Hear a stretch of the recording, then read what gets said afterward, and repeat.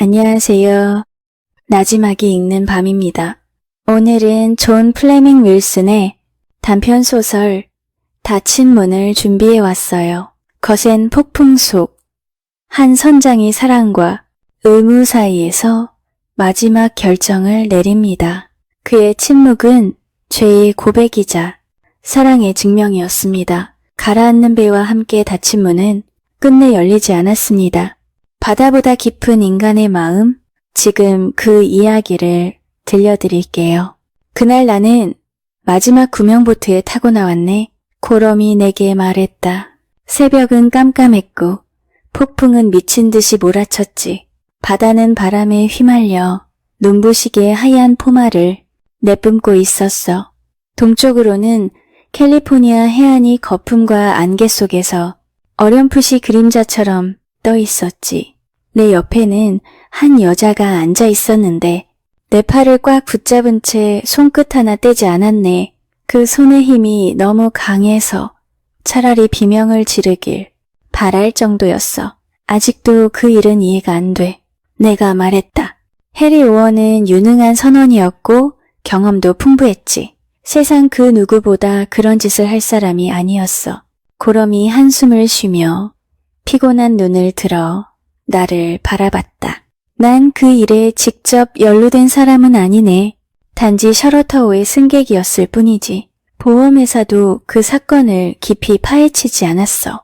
그는 다시 한숨을 쉬며 팔을 문질렀다. 그 여자의 손가락이 내 살을 파고들었네.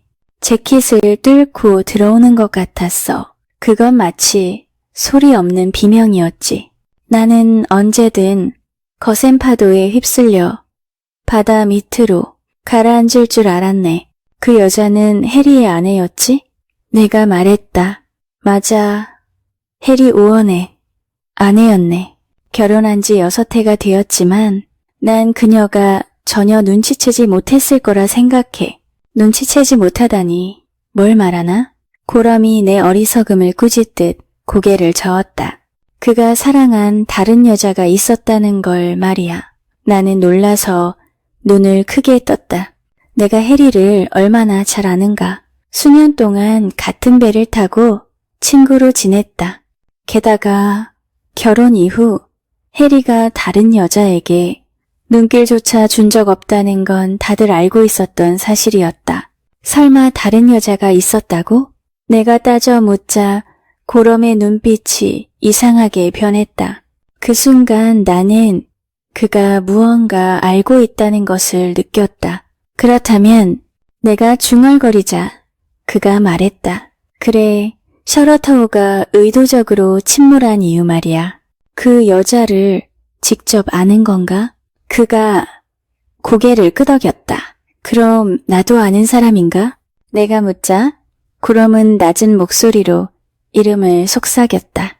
그 이름이 내 귀에 닿자 나는 그를 똑바로 바라봤다. 잠시 침묵이 흘렀다. 그건 말도 안 돼. 내가 외쳤다. 비가 내리는 창문 쪽으로 걸어가며 숨을 몰아쉬었다. 해리 오원이 키티 멜로즈와? 말도 안 되는 소리야? 그는 결혼 후 단 한 번도 그녀와 차 한 잔도 하지 않았다고. 게다가 키티 같은 여자를 그런 식으로 의심하다니.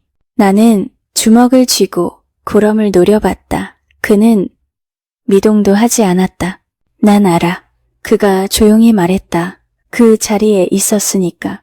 우리가 구조대 웨스턴 퍼시피코에 올라탔을 때 제일 먼저 본 사람이 그녀였어. 바람을 피해 갑판 구석에 서 있었지.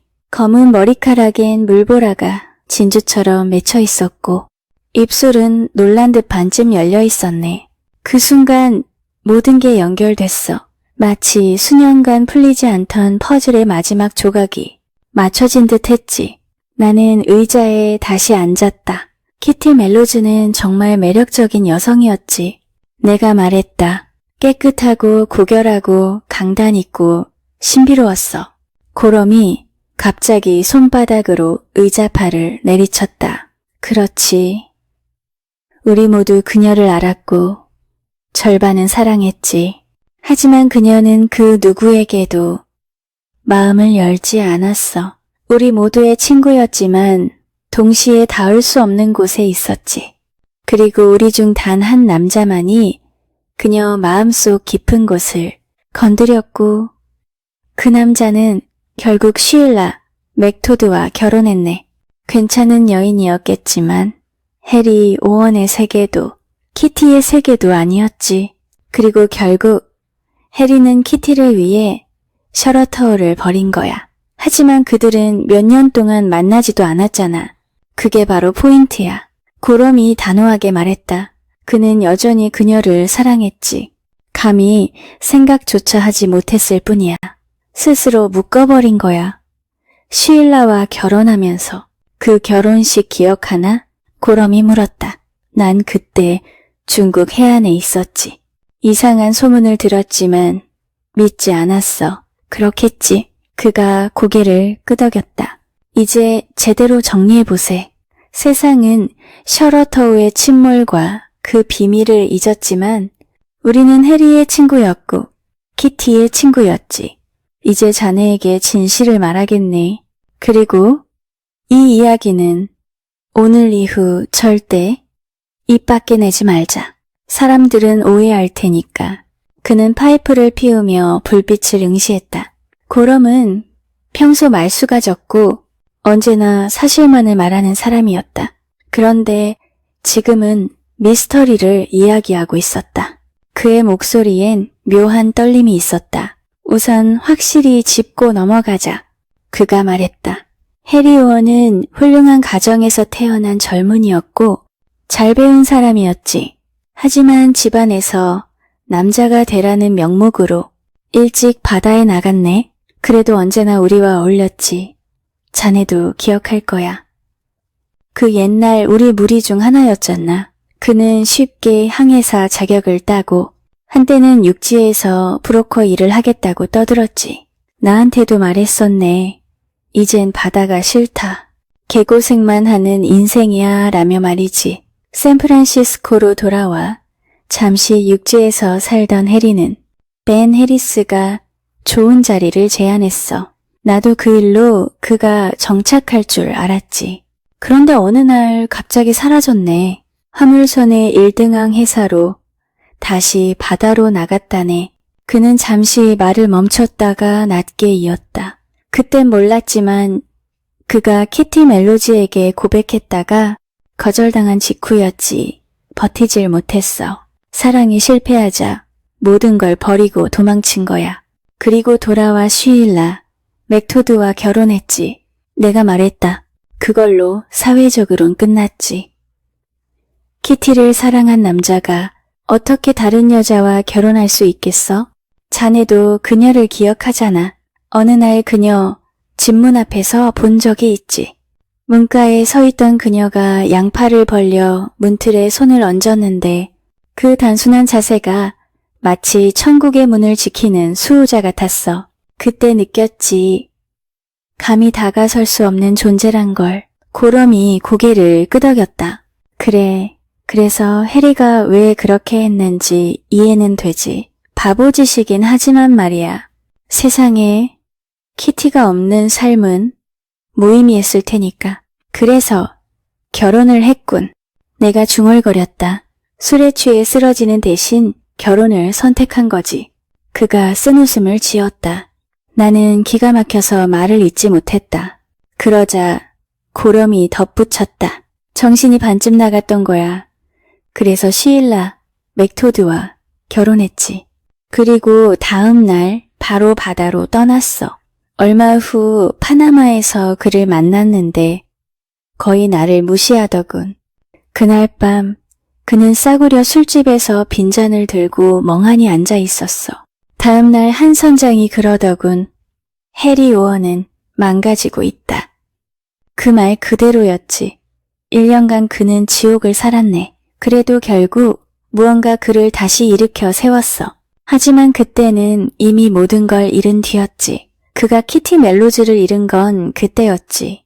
내가 중얼거리자 고럼이 고개를 저었다. 아니, 그가 맥토드와 결혼했을 때 이미 모든 걸 잃은 거야. 그가 낮게 말했다. 그 후의 삶은 수많은 선원들과 다르지 않았지. 고된 일, 적은 돈, 항구를 전전하며 일거리를 찾아 헤매는 나날.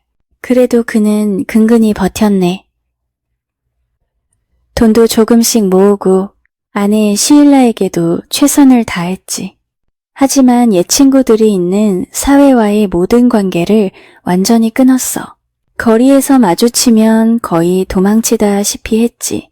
그 시절 이야기를 꺼내면 눈빛이 돌변했어. 그래도 묵묵히 일했고 결국 점점 위로 올라갔지. 그러다 메리 포스터의 인양 작업을 맡게 되었고 그 일로 1만 5천 달러를 벌었어. 슈일라의 통장에 모두 넣어줬지. 대단한 일 아닌가. 내가 말했다. 그렇지. 구럼이 고개를 끄덕였다. 그 일을 마친 뒤 리버풀에서 다시 만났는데 이상하게 불편해하더군. 뭔가 도망치듯이 보였어. 잘 나가는 배에 선장이 되어 있었지만 결국 샌프란시스코로 돌아가겠다고 했지. 큰 해운사에서 일할 기회를 버리고 돌아간 건가? 내가 물었다. 그래, 이해하겠나? 그때 이미 그는 더 이상 버틸 수 없었네. 키티가 캘리포니아에 있었거든. 그날 밤 그는 싸구려 여관에서 나와 마주 앉아 이야기했지. 말을 하지 않아도 얼굴이 모든 걸 말해줬네. 창백하고 눈밑이 깊게 파였고 손은 떨리고 있었어. 그는 진심으로 이야기하고 싶었어. 자신의 인생을 지배하고 있던 그 거대한 사실, 키티를 사랑한다는 진실을 털어놓고 싶었지. 하지만 그럴 수 없었어. 결국 그는 배를 버리고 허름한 화물선을 타고 골든게이트로 돌아왔네. 그 뒤로 그는 평생 태평양 연안을 오가며 살았지. 구럼이 잠시 말을 멈추었다. 창문 너머로 빗소리가 들려왔다. 한번 상상해보게. 그가 천천히 말했다. 그의 삶을. 술로 있는 대신 결혼이라는 족쇄를 선택했지. 하지만 그건 스스로 키티와의 모든 가능성을 영원히 닫아버린 일이었어. 그는 샌프란시스코에 들릴 때마다 신문을 샅샅이 뒤졌네. 키티가 약혼했는지 결혼했는지 확인하려고 말이지. 그리고 배가 떠날 때마다 그 생각을 가슴에 묻었지. 그녀의 인생에 자신이 끼어들 자리는 없다는 걸 알면서도 결국 그는 누군가에게 말했겠지? 내가 물었다. 고럼은 내 질문을 무시하고 말을 이어갔다. 시일라 얘기도 해야겠네.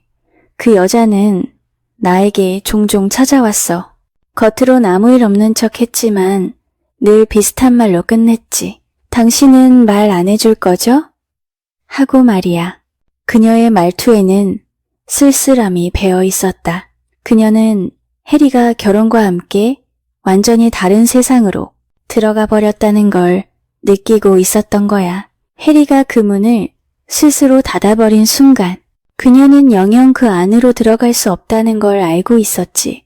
고럼은 파이프를 비우며 말했다. 나는 여자를 이해한다고 말할 수는 없지만 슈일라는 해리의 충실함에 화가 나 있었네. 이상하게 들릴지도 모르지만 그건 사실이야. 그녀는 해리가 결혼 서약을 철저히 지킨다는 걸 느꼈지. 그런데 그건 그녀를 위해서가 아니었어. 다른 누군가의 기준에 따라 살고 있었던 거야. 그녀는 필사적으로 그 여자가 누구인지 알아내려 했지만 이름조차 듣지 못했지. 자신이 사랑받지 못한다는 걸 알면서도 말이야. 그는 잠시 말을 멈췄다가 낮게 덧붙였다. 그래서 그녀가 내게 물었을 때마다 나는 대답하지 않았네. 하지만 그 여자의 목소리엔 어딘가 불안한 매달림이 있었어. 난 그때마다 섬뜩했지. 자신도 모르게 속을 다 드러내는 여자였어. 너무 솔직해서 오히려 잔인할 정도였지. 그 무렵 해리가 셔러터우의 선장이 되었지. 내가 말했다. 그래, 내가 도와줬네. 구럼이 인정했다. 그가 항구에서 화물선이나 작은 증기선을 몰고 다니는 걸 더는 볼 수 없었어. 그래서 선주에게 추천했지. 셔러터우는 여객도 태우는 배였고 그는 선장으로서 꽤 인기가 있었네. 단정하고 점잖고 말도 잘했지. 다들 그를 존경했어. 그런데도 그는 나에게 한 번도 속마음을 털어놓지 않았어. 키티 멜로즈 이야기는 입에도 올리지 않았지. 결국 시일라의 말로만 짐작할 수 있었네. 시일라가 해리가 다른 여자를 사랑한다고 말한 건가? 내가 물었다. 아니, 직접적으로 그런 말은 하지 않았지. 그가 고개를 저었다. 하지만 그녀의 말 속엔 늘 그 그림자가 있었네. 해리가 마음속에 누군가를 품고 있다는 걸 본능적으로 알고 있었던 거야. 그건 그녀의 불안, 질투, 그리고 고통의 원인이었지. 고럼은 잠시 자리를 고쳐 앉았다. 이제부터는 내가 직접 본 걸 말하겠네. 추측이 아니라 내 눈으로 본 사실 그대로 말이지. 그날 난 셔러터우의 마지막 보트에 타고 있었다고 했지? 그가 낮게 물었다. 그래, 내가 고개를 끄덕였다. 그가 미쳤다는 소문만 들었지. 그게 세상이 만든 결론이지. 고럼이 말했다. 하지만 자네도 나처럼 판단을 멈추길 바라네. 난 감정이 많은 사람은 아니야. 하지만 눈앞의 사실을 부정할 순 없었어. 그는 자세를 바로잡고 말을 이었다. 셔러터우는 금요일 오후에 샌프란시스코를 떠나 샌페드로로 향할 예정이었지. 그날 아침 나도 남쪽으로 가야 할 일이 생겨 그 배를 타기로 했어. 출항 직전 부두에 도착하니 슈일라가 서 있었네. 울고 있었어. 난 그냥 지나치려 했지만 그녀가 나를 붙잡고 눈물을 닦으며 말했지. 이번 항해에 나도 함께 갈 거예요. 해리와요. 해리는 놀란 눈치였지. 하지만 이미 항만청에 말해두었다며 그녀는 서둘러 그의 객실로 들어가 짐을 정리하기 시작했어. 선장실 책상에서 뭔가를 꺼내어 선반에 올려두더군. 그 모습만 봐도 여자가 이 방에 처음 들어온 사람이라는 걸 알 수 있었네. 곧 해리는 다리를 올랐고 출항 명령을 내렸지. 정확히 정시에 떠났어. 엔젤섬을 지나자 그는 나를 부르더군. 이번 항해 쉽지 않겠네. 그가 담담히 말했어. 기압계가 심하게 떨어지고 있어. 배는 화물로 꽉 차 있지. 이런 날엔 차라리 슈일라가 타지 않았으면 좋았을 텐데. 그는 그 말을 끝내지 못했지. 하지만 난 그가 왜 불편한지 알고 있었네. 자신의 배, 자신의 세계에 아내가 끼어드는 걸 싫어했던 거야. 우리는 잠시 다른 이야기를 나누며 항로를 따라 남쪽으로 내려갔지. 비구름은 짙어지고 바람은 세졌다. 해가 질 무렵 그는 내게 말했다. 슈일라를 챙겨줘. 난 오늘 밤 내내 다리 위에 있어야 하네. 나는 내려가서 그녀에게 전했다. 그녀는 커다란 안락의자에 앉아 있었다. 속이 좀 안 좋아요. 그녀가 조용히 말했어. 멀미였지. 나는 혼자 식당으로 내려가 저녁을 먹고 다시 다리로 올라갔다. 그때는 이미 바람이 폭풍으로 바뀌었어. 파도는 배를 통째로 들어 올렸다가 내리쳤지. 그로부터 1시간이 지나자 남쪽으로 향하던 웨스턴 퍼시피코가 우리를 따라잡더니 금세 어둠 속으로 사라졌어. 그 배는 샌페드로에 우리보다 12시간 일찍 도착할 예정이었지. 그날 밤 늦게 누군가가 내 선실 문을 두드렸다. 선장님이 찾으십니다. 그건 갑한병의 목소리였다. 나는 급히 옷을 챙겨 입고 다리로 올라갔다. 거센 바람 속에서 해리 오원은 완전히 방수 외투에 쌓여 있었다. 모자는 눈까지 눌러쓰고 온몸이 소금물로 흠뻑 젖어 있었다. 그가 내 귀에 대고 소리쳤다. 저걸 봐. 멀리 바다 위로 희미한 불빛이 보였다. 어둠 속에서 폭죽처럼 터지는 신호탄, 붉은 빛이 번쩍이며 바다 위를 비췄다. 웨스턴 퍼시피코야. 그가 낮게 말했다. 무리하게 항로를 줄이다가 프로펠러 축이 부러진 것 같네. 그 말이 맞았다. 하지만 그의 얼굴엔 어떤 망설임이 비쳤다. 가서 도와야지. 그가 다시 중얼거렸다. 선박간의 의무니까. 하지만 저 배는 지금 육지에서 6마일밖에 떨어져 있지. 이 폭풍에선 우리 배로 끌어내기 힘들 거야. 승객을 옮긴다는 건 말도 안 되고. 견인줄은 어떤가? 내가 물었다. 신품 10인치짜리 마닐라 밧줄이 있습니다. 부선장이 대답했다. 해리가 고개를 끄덕였다. 좋아. 가까이 가서 상황을 보자. 우리는 배를 돌려 폭풍 속으로 들어갔다. 거센 바람이 셔러터우의 돛과 기둥을 흔들었고 가판은 물보라로 덮였다. 1시간쯤 지나 우리는 웨스턴 퍼시피코 바로 옆까지 접근했다. 그 순간 무전이 울렸다. 도와달라. 견인해달라. 그러나 사람을 옮기는 건 불가능했다. 파도는 너무 높았고 어떤 구명정도 견디지 못할 것이었다. 해리는 돋보기를 들고 배를 살폈다. 거대한 배는 앵커를 내리고 파도 위에서 고통스럽게 흔들리고 있었다. 그는 이내 망원경을 내리고 표정이 변했다. 무언가를 본 것이었다. 그는 더 이상 망설이지 않았다. 견인줄을 넘긴다. 그가 명령했다. 그 뒤로 1시간 동안 우리는 필사적으로 밧줄을 던지고 고정하고 기름통을 엮어 부양장치를 만들었다. 결국 줄이 연결됐다. 하지만 그건 불가능한 싸움이었다. 셔러터우는 너무 낡고 약했다. 파도에 흔들릴 때마다 선체가 비명을 질렀다. 선미 가판이 끌려 올라가며 갈라지기 시작했다. 줄을 풀어야 합니다. 선장님. 부선장이 소리쳤다. 가판이 다 뜯겨나갑니다. 해리가 그를 똑바로 바라봤다. 그의 눈은 이상하리만치 평온했다. 줄을 선실 뒤쪽 가판하우스에 감아라. 그가 말했다. 부선장이 멍하니 그를 바라봤다. 하지만 해리의 눈빛이 단호하자 결국 명령대로 움직였다. 그 일을 하는데 1시간이 걸렸다. 그동안 파도는 계속 덮쳐왔고 배는 점점 무너져갔다. 웨스턴 퍼시피코에서는 무전으로 줄을 놓지 말라는 신호가 연이어왔다. 셔러터우는 이제 거의 통제 불능이었다. 배가 부서지고 조타기가 흔들리며 선체 틀이 부서졌다. 그럼에도 해리는 손에서 키를 놓지 않았다. 그는 미친 거야. 내가 낮게 말했다. 구럼이 파이프를 피우며 대답했다.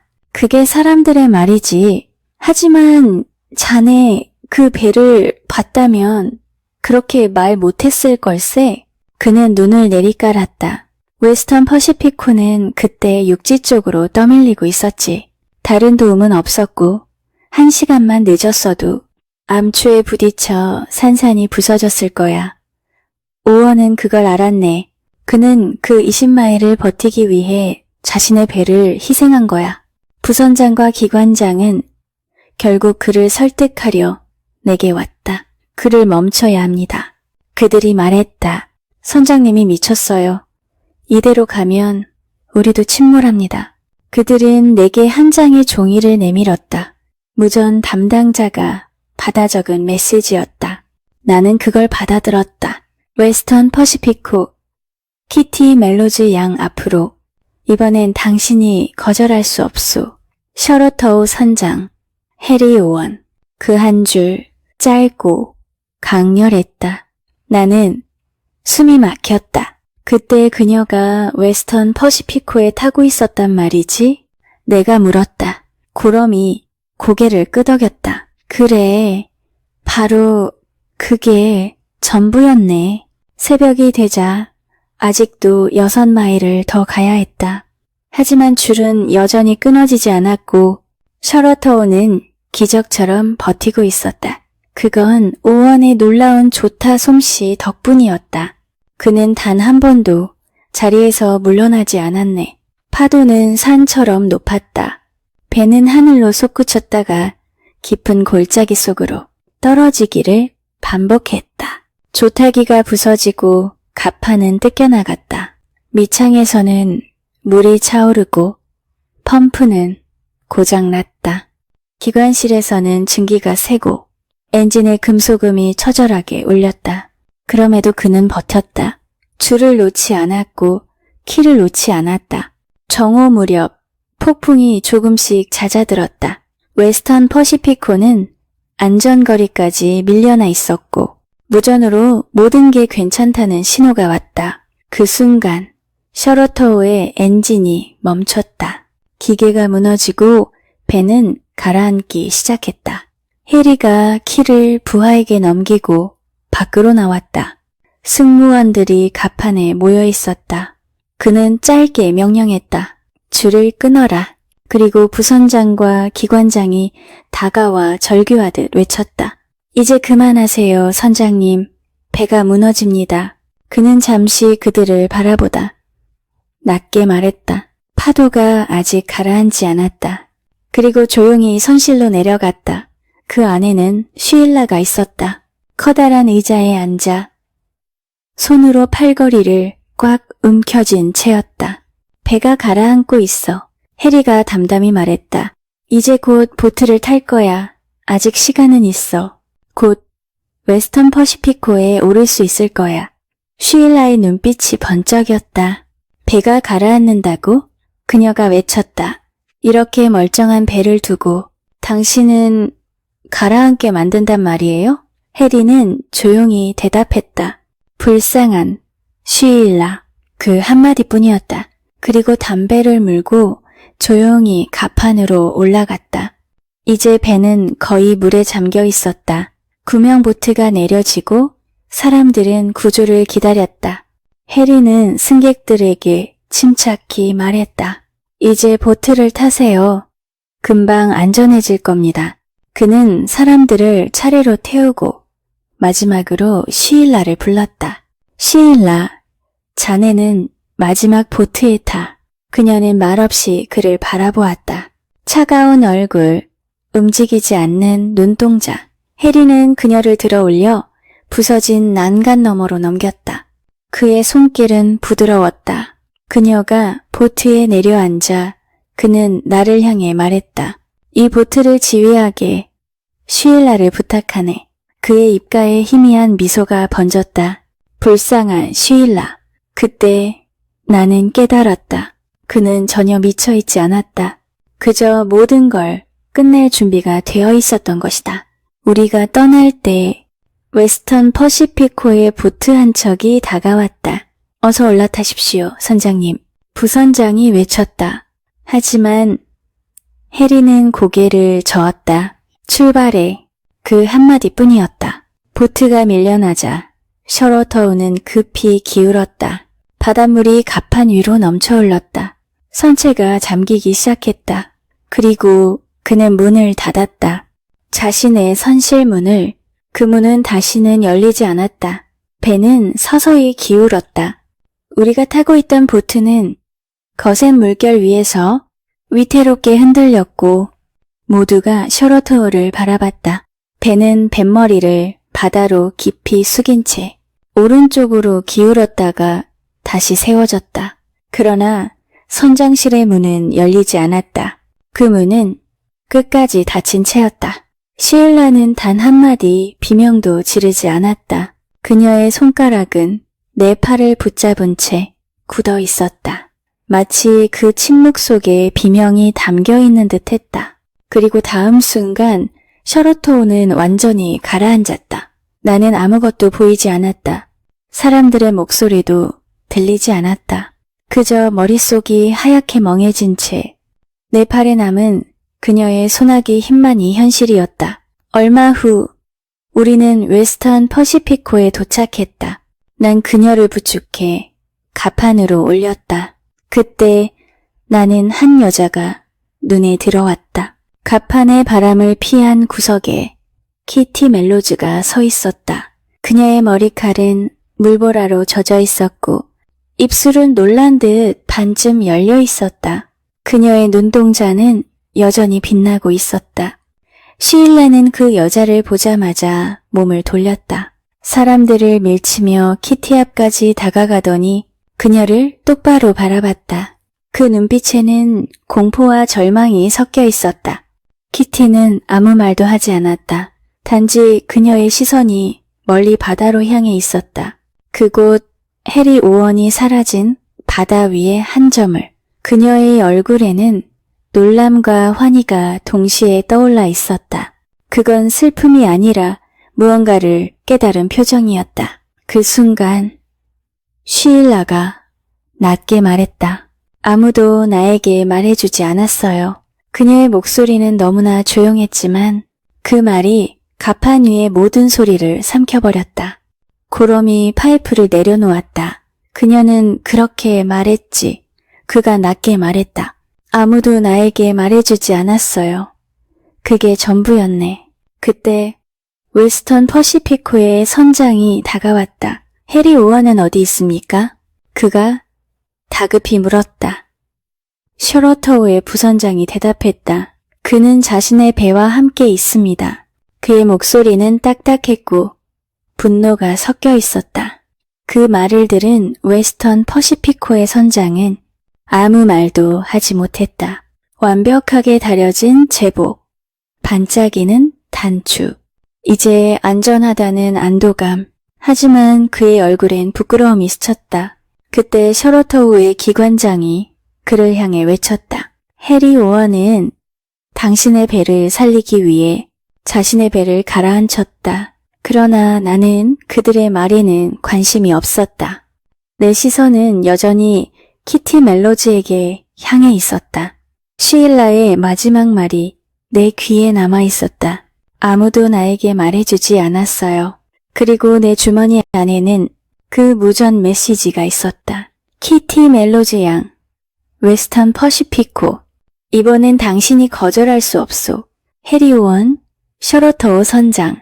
그녀는 그 메시지를 가슴에 품었지. 고럼이 조용히 말했다. 그가 보낸 마지막 말. 그녀는 그걸 가슴에 댄 채 서 있었어. 하지만 그녀는 답하지 않았잖아. 내가 말했다. 그는 천천히 고개를 저었다. 아니, 그녀는 대답했네. 그녀다운 방식으로. 그가 잠시 침묵하다가 덧붙였다.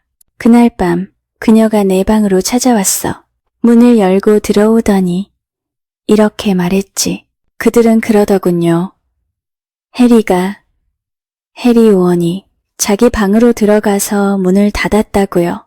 그래서 내가 말했지. 그건 사실이요. 그는 문을 닫았지. 그녀가 다시 물었네. 그리고 그 문을 다시 열지 않았죠? 그래요. 그는 문을 열지 않았소. 그녀가 고개를 들더니 눈빛이 반짝였어. 그녀는 아주 미소를 지었지. 그럴 거라고 생각했어요. 그리고 아주 조용히 말했어. 그 사람은 원래 그런 사람이었으니까요. 한번 문을 닫으면 다시는 열지 않는 사람. 그리고는 아무 말 없이 내 방을 나갔지. 고럼은 파이프에 불을 껐다. 방 안에는 잠시 아무 소리도 없었다. 비가 여전히 창밖을 때리고 있었다. 나는 천천히 중얼거렸다. 닫힌 문이라. 그는 고개를 끄덕였다. 그래, 해리는 문을 닫았지. 세상과 배와 사랑과 자기 자신에게. 이야기의 끝은 조용했다. 그러나 그 문은 여전히 내 머릿속에 남았다. 그 문은 바다보다도 더 깊고 무거운 침묵으로 닫혀 있었다. 이렇게 닫힌 문 이야기가 끝이 납니다. 닫힌 문은 결국 다시 열리지 않았습니다. 하지만 그 문 너머엔 끝내 닿지 못한 사랑이 남아 있었어요. 파도는 모든 것을 삼켰지만 그의 마음만은 여전히 바다 위를 떠돌고 있을 것 같아요. 오늘도 함께 해주셔서 감사합니다. 편안한 밤 되세요.